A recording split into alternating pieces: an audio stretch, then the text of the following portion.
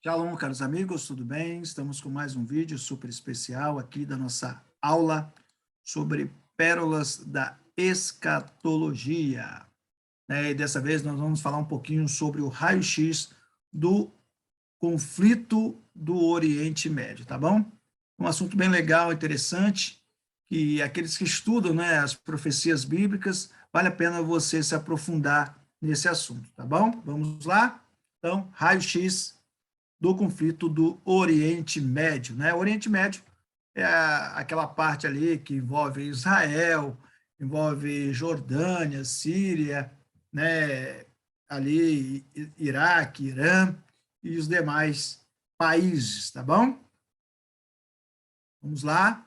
Então, a parte 1 nós já falamos. Nós vamos falar hoje sobre a fundação do Estado de Israel e os conflitos durante a sua história, né? Todos os conflitos que marcaram a história da fundação do Estado de Israel. Quando eu falo Estado, a gente fala Estado com E maiúsculo, que corresponde a uma nação. Bom, pessoal? A fundação do Estado de Israel. Uma nação seria formada. Aqui nós podemos ver Gênesis, Bereshit 12, verso 2. De ti farei uma grande nação, e te abençoarei, e te engrandecerei o nome, se tu uma bênção. Deus fala com Abraão. Gênesis 17, 21, que era a promessa, nasce Isaac, que é o filho da promessa, e diz assim, a minha aliança, porém, estabelecer-la-ei com Isaac, a qual Sara te dará a luz. Então, a aliança foi feita através de Isaac. Gênesis 28, 13, essa mesma herança se perpetuou com Jacó e sua descendência. Jacó e sua descendência. Jacó, para quem não lembra, teve o nome mudado para Israel, tá bom? Eu sou o Senhor, Deus de Abraão, teu pai, e Deus de Isaque. A terra em que agora estás deitado, eu darei a ti e a tua descendência. Então, essa terra já era uma posse do povo israelita, desde a descendência de Abraão, Isaque e Jacó, tá bom? Uma nação seria formada. Em Ezequiel 37, versículo 21, diz assim, diz-lhes, pois, assim diz o Senhor Deus, eis que eu tomarei os filhos de Israel dentre os gentios, para onde eles foram, e os congregarei. Olha só que interessante esta profecia. De todas as partes, vou repetir, e os congregarei de todas as partes, e os levarei à sua terra, e os levarei para a sua terra, isso mesmo. E deles farei uma grande nação, farei uma nação na terra, nos montes de Israel, e um rei será rei de todos eles. E nunca mais serão duas nações, nunca mais para o futuro se dividirão em dois reinos. Então, isso aqui já era uma promessa que Deus havia feito para Israel, que nunca mais seria duas nações. E esse texto aqui de Isaías é o texto que mais fala comigo, correspondendo a esse assunto sobre a formação do Estado de Israel. Veja que interessante. Antes que tivesse de parto, deu à luz. Antes que lhe viesse as dores, deu à luz um menino. Quem jamais ouviu tal coisa? Quem viu coisas semelhantes? Pode ser ia nascer uma nação ou uma terra num só dia? Nasceria uma nação de uma só vez? Mas Sião esteve de parto e já deu à luz aos seus filhos. Esta é verdadeiramente a maior profecia relacionada ao nascimento de Israel. E aqui é interessante que ele fala, pode nascer uma nação em um dia só? O Brasil tem pouco mais de 500 anos e até hoje não se desenvolveu como Israel em apenas um dia. E você vai ver aqui que Israel, no dia 14 de maio de 1948, se torna nação. Já no dia 15, tem uma guerra chamada Guerra da Independência e Israel vence. Então, isso é fantástico, pessoal. Esse texto de Yeshaiah, Isaías 66, sendo cumprido diante dos nossos olhos, né? Mas vamos avançar. Uma nação seria formada em 29 de novembro de 1947, na Assembleia Geral da ONU, houve a partilha da Palestina, né? Quem dirigiu essa reunião foi Oswaldo Euclides de Souza Aranha, mais conhecido como Oswaldo Aranha. Esse homem aqui, ó, Oswaldo Aranha, né?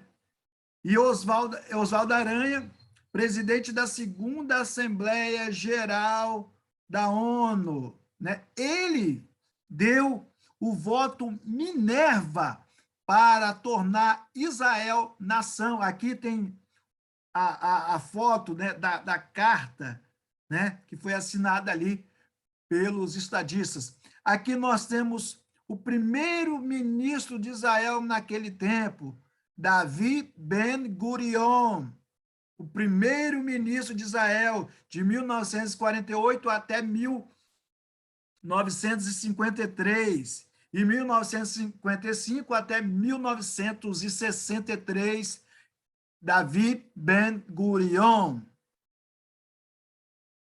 Então, no dia 14 de maio de 1948, ó, aqui, ó, 48, Israel torna-se nação, né? E a partilha da ONU foi somente esta parte, né? Tendo esta parte aqui como a faixa de Gaza, tá ok, pessoal? Nós vamos mostrar mais profundamente nos próximos slides. Então, a promessa de que eles haveriam de ser reunidos. E nós temos o texto de Ezequiel 37, verso 21 e 22, que diz assim: eis que eu tomarei os filhos de Israel dentre os gentios, para onde eles foram, e os congregarei de todas as partes e os levarei à sua terra. Isso aqui, para os menos estudiosos, as pessoas que não sabem, também estão desinformados, no ano 70, com Tito e Vespasiano, houve a diáspora, e o povo israelita se espalhou em todas as partes do mundo. É por isso que fala que eis que eu tomarei Israel dentre os gentios, né? Porque a maioria dos judeus foram para a Áustria, foram para a Alemanha, para os Estados Unidos, para o Brasil, né? Para onde eles foram? E os congregarei de todas as partes, e os levarei para a sua terra. Então, o Senhor foi tirando, né, de cada parte, de cada lugar no mundo, os israelitas, e se formou a nação de Israel no dia 14 de maio de 1948, cumprindo a profecia com exatidão. 2, seriam constituídos uma nação, deles farei uma nação na terra, né? Ezequiel 37, 21, 22 também. Não seriam mais divididos nem separados, e nunca mais serão duas nações, conforme foi no tempo de Jeroboão e Roboão, né? Que foi dividido entre parte norte e parte sul. Israel na parte norte com 10 nações, na parte sul 2 nações com Judá. Então, nós temos que observar que nunca mais a promessa do Senhor que eles haveriam de ser divididos. Ezequiel 37, verso 22. Seriam reunidos Oriente, da Índia Afeganistão, Malásia, China, Iraque, que é a antiga Babilônia.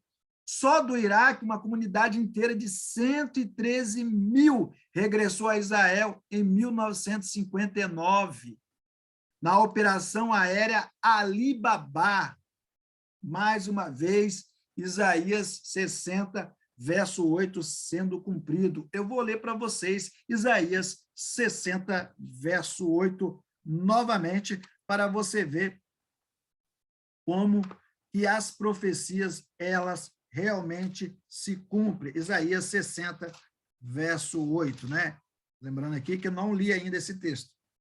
Ó, e quem são estes que deslizam no céu como nuvens, que voam como pombas para os seus ninhos? Olha que interessante.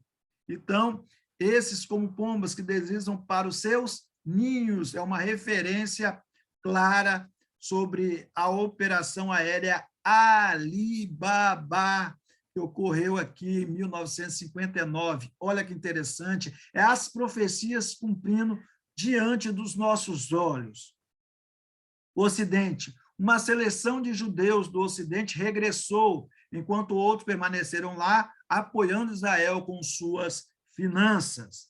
Do Norte, há cerca de 3 milhões de judeus na União Soviética. No ano de 1990, muitos milhares regressaram para Israel. Do Sul, uma comunidade de 43 mil judeus iemitas atravessou a península da Arábia e chegou à colônia britânica de Aden, rumo à terra de seus pais, dizendo ter chegado a hora de partir. Então, os judeus de todas as partes do mundo vieram congregar em Israel. Seriam constituídos uma nação. Um dia após a independência, 5 países árabes, é o que eu falei no início, atacam Israel. Egito, com o faraó Nasser, né? Iraque, Jordânia, Líbano e, ao norte, a Síria. A fundação e a independência do Estado de Israel originaram uma série de conflitos do Oriente Médio moderno. Em 1947 e 49, houve a guerra chamada Guerra da Independência. Em 1956, a Guerra de Suez. Em 67, a Guerra dos 6 Dias, quando Israel tomou as colinas de Golã. Em 67 e 70, a Guerra do Desgaste. Em 73, Guerra de Yom Kippur. Em 1982, a Guerra do Líbano. E 2006, mais uma vez, a Guerra do Líbano. Vamos observar cada conflito e as suas particularidades. Em 1947 a 49, a Guerra da Independência. O secretário-geral da Liga Árabe, Abdul Pachá, anunciou: uma guerra de extermínio é inesquecível massacre, no qual se falará como dos massacres mongóis das cruzadas.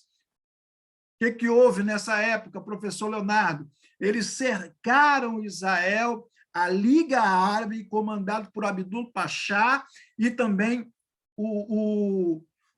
ali o faraó Nasser do Egito, né? Ele comandava sempre, ele reunia o povo árabe, ele era como se fosse um chefe ali do povo árabe, e guerreou no dia da independência de Israel, um ano depois, né? Então, desculpa, um dia depois, no dia 15, né?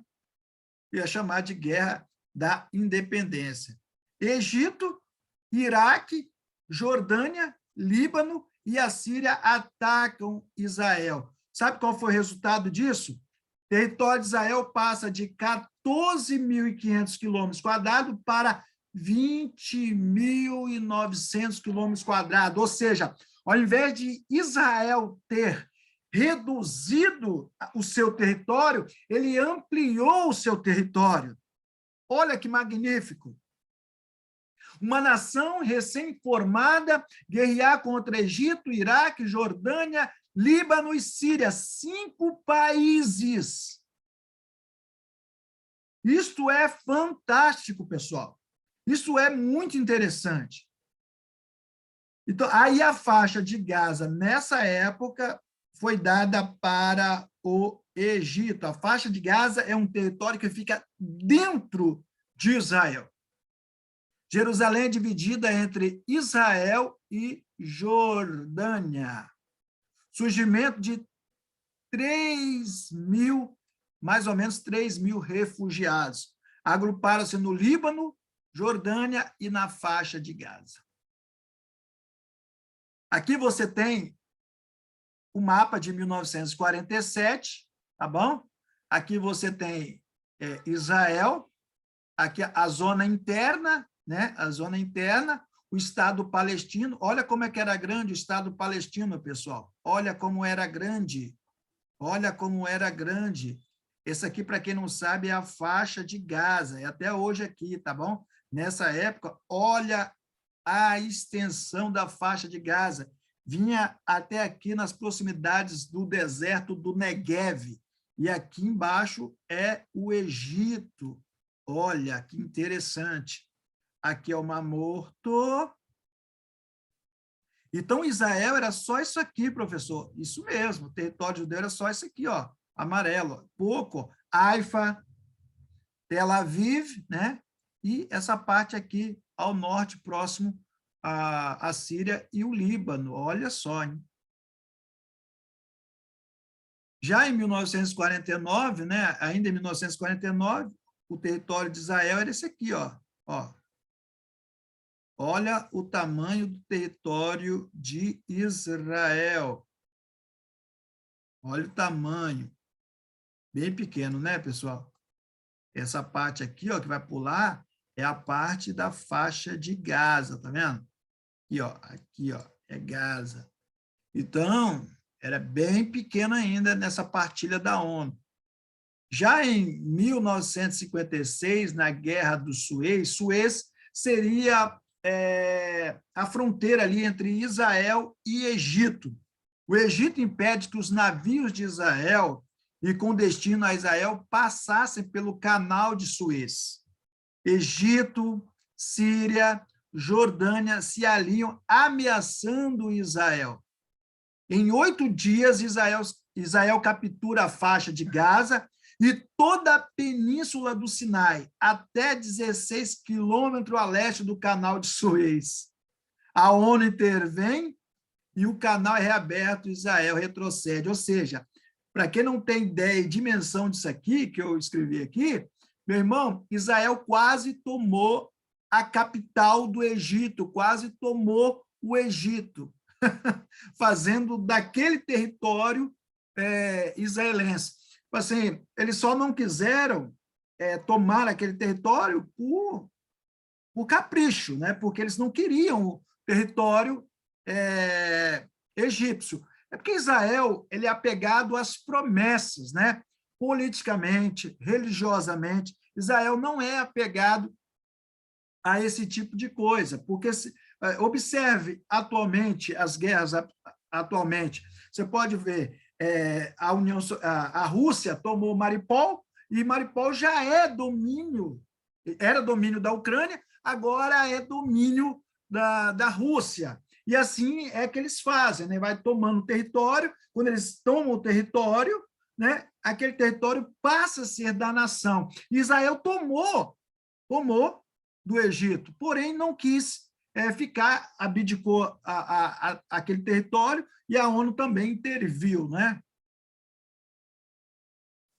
Ainda sobre a Guerra de Suez, aqui você tem o delta do Nilo, tá, pessoal? O delta do Nilo é aqui, tá? Essa parte aqui é o deserto do Negev, que eu falei para vocês, e para cima aqui é a região de Israel. A importância do canal de Suez, olha só, era o comércio com o país da Ásia e da África, né?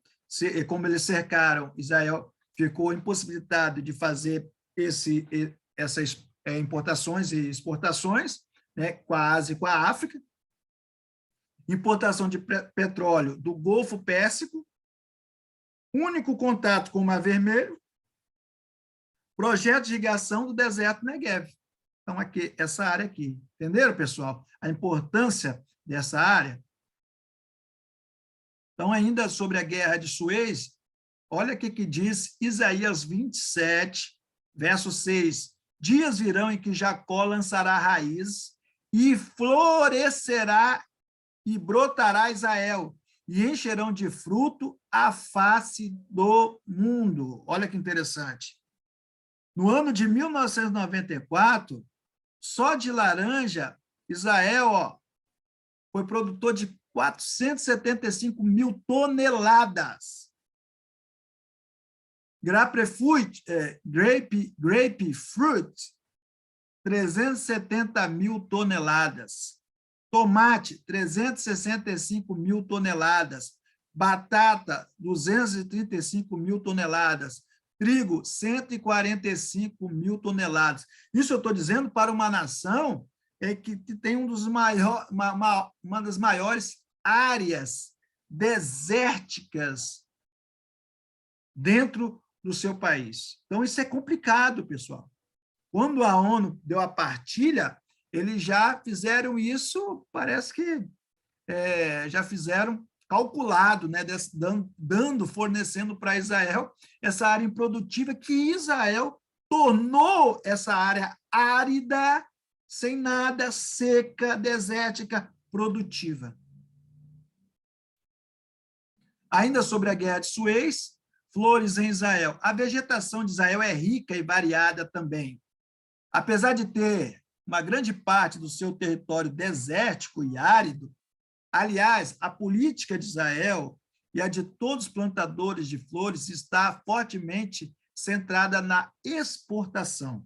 O país é o terceiro, depois da Holanda e do Quênia, no fornecimento de flores para a União Europeia. Todos os anos, 1.500 bilhões de hastes são exportados, o dobro de apenas 10 anos atrás. No fim dos anos 70, Israel foi o primeiro país estrangeiro a participar de leilões e feiras de negócios na Holanda. Israel fornece 5% de flores no mundo e a maior variedade de espécies o ano todo. Israel é considerado um líder mundial em agrotecnologia, por isso há essa comunicação forte entre Brasil e Israel, por isso que há essa necessidade de haver essa comunicação, essa integralidade, né, entre a política, né, o governo brasileiro, juntamente com o governo de Israel. Isso é fundamental. Aquele povo tem muito a nos oferecer e a nos ensinar. Tanto é que nós temos aqui uma região árida, que é a região do Nordeste. Agora temos água lá, entendeu? Mas esse conhecimento também teve uma participação do povo israelita, que acelerou o processo das obras que estavam paradas lá, pessoal. E poucas pessoas sabem disso. Especialmente no cultivo de plantas e flores em climas quentes e secos. Exporta produtos agrícolas de alta tecnologia para a União Europeia. O Instituto rotineiramente hospeda alunos de todo o mundo que vão estudar e pesquisar. Este ano, a exportação de flores a Israel chegou a um pico sem precedentes de 1,5 bilhão de flores. Olha o tamanho que é Israel para o mundo. Talvez a Guerra de Suez tenha sido um meio que Deus utilizou para cumprir as profecias de Isaías 27, 6, conforme já lemos, Isaías 35, 1 e 2, que eu vou ler para você agora. Isaías 35, quê? 1 e 2. Vamos lá, professor, vamos ler. 35, 1 e 2. O deserto e a terra ressequida se rejubilarão, o ermo se encherá de felicidade e florescerá como a tulipa.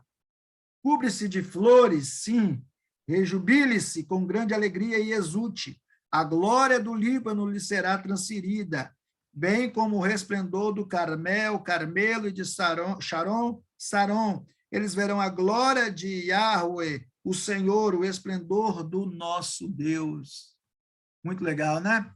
Osés ainda, temos o texto de Osés também. Osés 14, verso 5, tá? Osés 14, verso 5, diz assim: serei, portanto, como orvalho para Israel. Ele haverá de florescer como lírio e lançará suas raízes como cedro do Líbano. Israel florescerá. Então, aqui tem os cultivos, né? Israel, todos os cultivos de flores, frutos, né? As exportações de produtos agrícolas de Israel somos cerca de 723 milhões de dólares. Este ano, o ano de 2008, a exportação de flores chegou a um pico sem precedentes de 1,5 bilhão de flores. Então, em 2008, imagine agora, tá? Imagine agora, mais de 10 anos depois. Talvez a Guerra de Suez tenha sido um meio, né, que Deus utilizou. Olha o deserto. Você acha que consegue ter flores, plantações, cumprir todas essas profecias num lugar ermo como esse? Mas Deus cumpriu a sua promessa. Tá bom, pessoal? Vamos para a Guerra de 67, a chamada Guerra dos 6 Dias. Egito proíbe a passagem dos navios de Israel pelo Estreito de Tirã. Os exércitos do Egito, Jordânia e Síria, apoiados pelo Iraque, Kuwait, Arábia Saudita, Argélia, Sudão, ultrapassaram as fronteiras de Israel para invadir e atacar Israel. O Egito solicitou à ONU que retirasse as tropas internacionais que guarneciam o Sinai. E o Tant, o secretário-geral da ONU, imediatamente o fez. Então, ele tirou propositalmente, né, para que Israel fosse atacado pelo Egito, tá bom? Então, em 1967, a chamada Guerra dos 6 Dias. Isso aqui é o território israelita, tá bom, pessoal? O Estreito de Tirã, aqui em vermelho, para você identificar onde foi cercado pelos árabes ali, né? Guerra dos 6 Dias. Hafez Assad, ministro da Defesa da Síria, diz assim: agora nossas forças estão inteiramente preparadas para iniciar a libertação e explodir a presença sionista em nossa pátria árabe. Chegou a hora de iniciar a batalha de aniquilação. Gamal Nasser, o faraó egípcio, o presidente egípcio, ele disse assim: o objetivo imediato, a perfeição do poderio militar árabe, o objetivo nacional, a redicação de Israel, né? Ou seja, eles pretendiam varrer Israel do mapa, né? New York Times. O primeiro-ministro da Jordânia, o rei Hussein, os exércitos do Egito, da Jordânia, da Síria e do Líbano estão nas fronteiras de Israel para enfrentar o desafio. Enquanto atrás de nós estão os exércitos do Iraque, da Argélia, do Kuwait, do Sudão, de todos os árabes.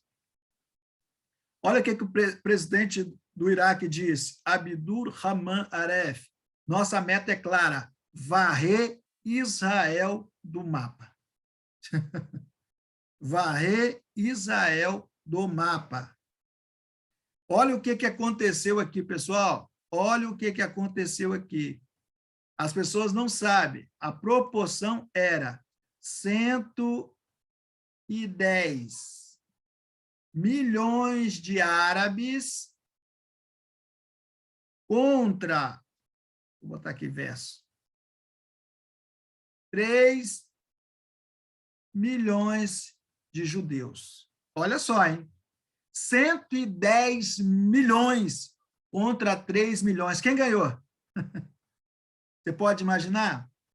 Naquele livro, A Guerra do Sinai, de Moshe Dayan, ele diz assim que uma declaração de um árabe que, vou parafrasear, ele diz assim que eles não lutavam contra Israel, eles lutavam contra homens que voavam, né, gigantes, pessoas que tinham um poder fora do comum. Acredito eu que seja os anjos do Eterno que foram enviados para ajudar a Israel, porque numa proporção como essa, meu amigo, só com ajuda divina, só com ajuda divina. Nesse tempo, a Golda Meir, né, que era a primeira-ministra, ela chegou a dizer o seguinte: se os árabes conseguissem avançar, né, até meados de Tel Aviv, eles iam fazer a Operação Sansão. O que Sansão fez? Sansão morreu, mas matou mais pessoas na sua morte do que em vida. Então, eles dariam sua vida, mas iam ativar todas as armas nucleares, né? Armas de defesa de Israel para ali uma resposta aos seus oponentes, tá bom? Israel conquista a Judéia, Samaria, as colinas de Golã, a faixa de Gaza e Jerusalém Oriental. Olha, e isso é importante, porque Jerusalém Oriental é onde se cumpre a maioria, ou se cumpriu a maioria dos episódios bíblicos. Uma grande derrota para os árabes. Perderam mais da metade do seu equipamento militar, ficou jogado nas casas próximos aos lugares em Israel. A Força Aérea da Jordânia foi completamente destruída. A Força Aérea do Egito foi aniquilada antes de sair do chão. Os árabes sofreram 18 baixas. Israel sofreu 766 baixas. Então, aqui tem a foto, né, da Guerra dos 6 Dias, das colinas de Golã. Aí nós temos aqui, tá, as colinas de Golã, que Israel conquistou, ó, na parte norte, na parte da Síria, tá bom? A Cisjordânia, que é onde fica a parte de Jerusalém Oriental, e a Península do Sinai. Ainda sobre a Guerra dos 6 Dias, a margem ocidental e Gaza estiveram sob o poder da Jordânia e do Egito de 1948 até 67, ou seja, 19 anos, e nunca fizeram nada para fundar o Estado palestino, né? A Guerra do Desgaste, de 1968 a 1970, ofensiva lançada pelo Egito para recuperar o território perdido, Península do Sinai. Na Guerra dos 6 Dias, né? Eles perderam na Guerra dos 6 Dias. Não recuperou nada e as fronteiras continuaram no mesmo lugar. Dia 26 de setembro de 69, a Operação Galo 53. A Força Aérea de Israel captura um avançado radar soviético, ó, Rússia, utilizado pelo Egito próximo a Suez, de 4 toneladas. Então, não teve nem para a Rússia, que cercou também Israel ali pelo mar Mediterrâneo. Em 1973, a Guerra de Yom Kippur, né? Essa guerra aqui, a Guerra Israelo-Árabe de 73, Guerra de Outubro, Guerra de Ramadã, Egito e Síria contra Israel. Israel é atacado no feriado de Yom Kippur. Apenas 20% do seu exército estava quartelado. 2 primeiros dias, o Egito e a Síria avançam. Segunda semana, Síria é empurrada até fora das colinas de Golã. Egito tem seu terceiro exército isolado. Então, mais uma vez, eles são derrotados. Mais uma vez, eles são derrotados. E aí, Nasser, né, o faraó Nasser, o presidente Nasser, Gamal Nasser, ele desiste, né, da sua empreitada contra Israel. Em 1979, né, se eu não me engano, Israel fez um acordo de paz com o Egito para não haver guerra entre eles, né? Por isso que provavelmente, né, Mizraim, né, não aparece na guerra ali a guerra de Gog e Magog, tá bom? Provavelmente é por esse motivo, tá bom? Em 1982, a primeira guerra do Líbano, né? A OLP controla o sul do Líbano, realiza atrocidades contra a população, usurpa a autoridade do governo libanês. Em 14 de outubro de 76, o embaixador libanês, Eduard Corra, falou à ONU que a OLP estava arruinando o seu país. Em suas palavras, elementos palestinos pertencentes às várias organizações sequestravam libaneses e estrangeiros aprisionados, interrogando e, às vezes, matando-os. Ainda sobre a Guerra do Líbano, 2 colunistas de Washington Post, reconhecidamente não favoráveis com Israel, declararam que a OLP estava infestada de bandidos e aventureiros. Um correspondente do New York Times visitou a cidade de Damour e escreveu que a OLP havia transformado a aldeia cristã em uma base militar.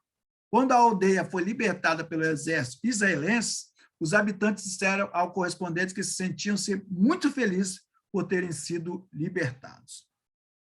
Ainda sobre a guerra do Líbano, inicia-se a guerra no Líbano, facções religiosas haviam naquele local, Síria rompe aliança com a OLP, Estados Unidos, França e União Soviética intervêm sobre essa guerra. Essa região do Oriente Médio, ela é muito contestada, ela é muito reivindicada, as terras são reivindicadas pelos povos, e constantemente nós não temos notícias, né? Mas isso acontece constantemente, há guerras entre israelenses, jordanianos, né? Os árabes contra os judeus.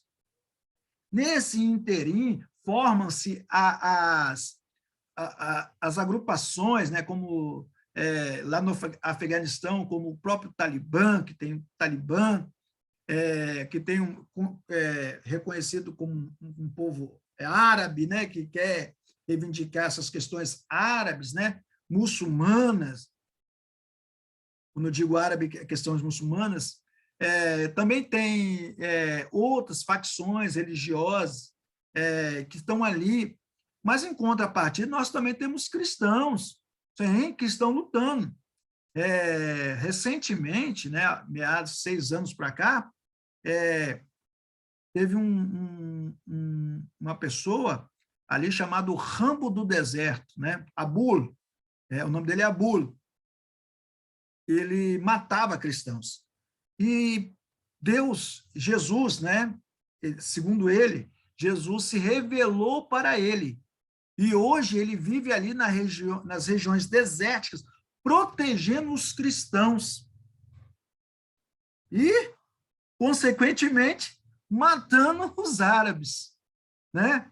Aí eu não vou colocar em xeque, em julgamento, se ele está certo ou está errado, mas também não está errado morrer, né? Não está certo morrer, né? Então, quando o nosso amigo, meu amigo Max Dower, ele foi no Afeganistão, eles tiveram que ir armado, né? Porque não poderia fazer um culto no Afeganistão de qualquer maneira, meu amigo. Então, as coisas lá são bem diferentes, o negócio é mais embaixo, tá?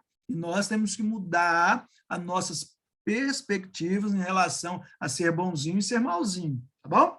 Mas vamos lá, eu não estou aqui para defender, estou apenas para te expor o conhecimento e a história, tá bom?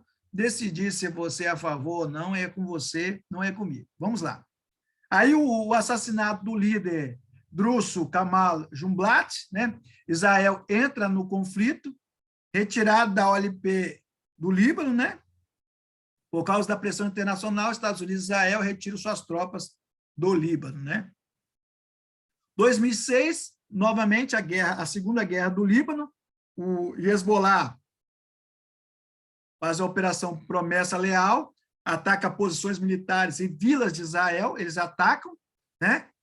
Querendo com isso um contra-ataque, provavelmente para que a ONU intervisse ou algo assim, sequestra 2 soldados israelenses, matam 8 soldados israelenses.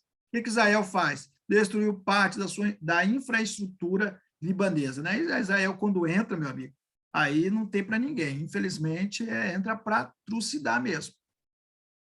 O Hezbollah, ele instala-se em áreas civis, transforma-se em base de lançamentos, mísseis de fabricação caseira, são os armamentos do Hezbollah. Mas o Hezbollah, com Israel, teve grande perca, né? Comunica civis através de panfletos e locais e horas que irão atacar. Então, eles não conseguem pegar Israel de surpresa, por quê? Porque Israel consegue, de certa forma, avisar a sua população. Hoje em dia, tem o escudo de ferro, Israel, escudo de ferro. O que é o escudo de ferro? Né? Vamos supor, aqui é a terra de Israel, a área plana de terra, né? A cidade, aqui, está tudo aqui, vamos lá. Cidade, está tudo aqui. Aqui é o céu, né? E aqui fica alguns satélites. Quando o míssil vem aqui, esses satélites enviam ondas sonoras que destrói o míssil no ar. Gostou do? Então, destrói no ar. Então, não consegue atingir nenhuma área de Israel. Então, Israel é totalmente protegido pelo escudo, né? Pelo escudo de ferro. Israel, né?